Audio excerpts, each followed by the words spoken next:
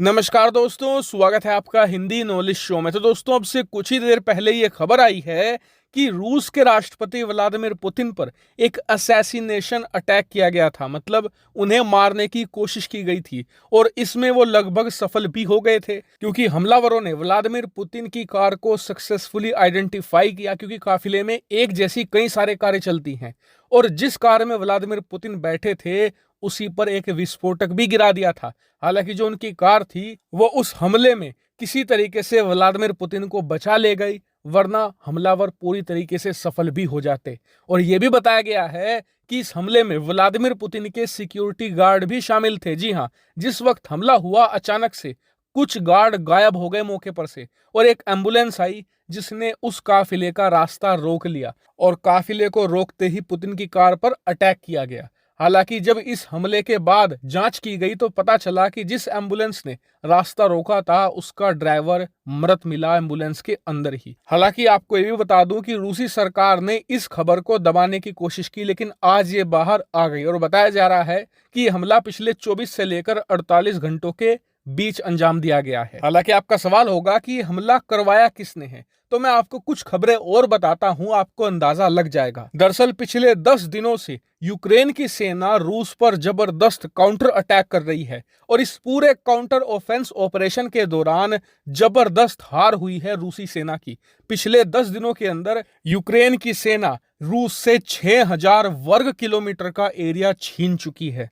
6000 वर्ग किलोमीटर, ये बहुत बड़ा एरिया होता है। इतना ही नहीं, इसमें रूसी सेना के बहुत सारे सैनिक मारे जा चुके हैं और उनका पूरा मोमेंटम ध्वस्त हो चुका है। और इस बात को खुद रूस की सरकारी मीडिया और रूस का डिफेंस मंत्रालय एडमिट कर चुका है कि हम अपने जो सेना है वो पीछे हटा रहे हैं और दोनबास के इलाके में तैनात भी कर रहे हैं। और इस हार से व्लादिमीर पुतिन कितने तिल मिला चुके हैं, इस बात से अंदाजा लगाइए कि 16 दिन पहले उन्होंने अपने एक शीर्ष कमांडर को बर्खास्त कर दिया था और एक नया शीर्ष कमांडर तैनात किया गया था जो इस युद्ध में रूसी सेना को लीड कर रहा था। लेकिन 16 दिनों के बाद आज उस कमांडर को भी बर्खास्त कर दिया गया है और एक नया रूसी कमांडर तैनात किया गया है। और आपको बता दूं कि पिछले 2-3 महीनों के अंदर दर्जनों कमांडर बदल चुके हैं, लेकिन एक भी रूसी सेना को सफलता नहीं दिला पा रहा। लेकिन आपका सवाल होगा कि इस हार का व्लादिमीर पुतिन पर हमले से क्या संबंध है। संबंध ये है, सबसे पहले आप स्क्रीन पर देखिए, रूस के जो बहुत सारे लॉ मेकर्स थे उन्होंने ये डिमांड करनी शुरू कर दी है कि व्लादिमीर पुतिन राष्ट्रपति पद से इस्तीफा दे। इसके बाद आप आर्टिकल देख सकते हैं। जो रूस के डिस्ट्रिक्ट लेवल के लीडर्स थे उन्होंने भी ये डिमांड शुरू की है। इतना ही नहीं, रूस के जो राजधानी मॉस्को है वहां के जो शक्तिशाली सिविल लीडर्स हैं उन्होंने तो सीधे सीधे व्लादिमीर पुतिन को यह कहा है कि आपके जो व्यूज हैं ना वो आउटडेटेड हो चुके हैं, आप रशिया को अंधकार में धकेल रहे हैं, इसीलिए तुरंत इस्तीफा दीजिए।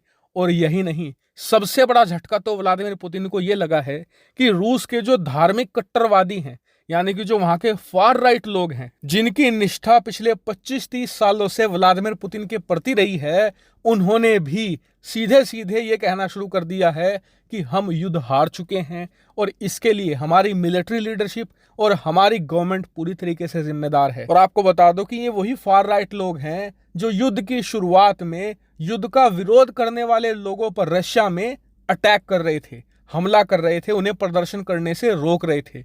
अब ये भी हार मान चुके हैं और इसीलिए स्क्रीन पर आप देखिए, जो प्रो वार वाले थे पहले, अब वो व्लादिमीर पुतिन के खिलाफ ही धीरे धीरे खड़े हो रहे हैं। यानी कि व्लादिमीर पुतिन के दुश्मन रूस में लगातार बढ़ रहे हैं और वो दुश्मन वही हैं जो अब से कुछ महीने पहले तक रूस के राष्ट्रपति पुतिन के कट्टर समर्थक हुआ करते थे।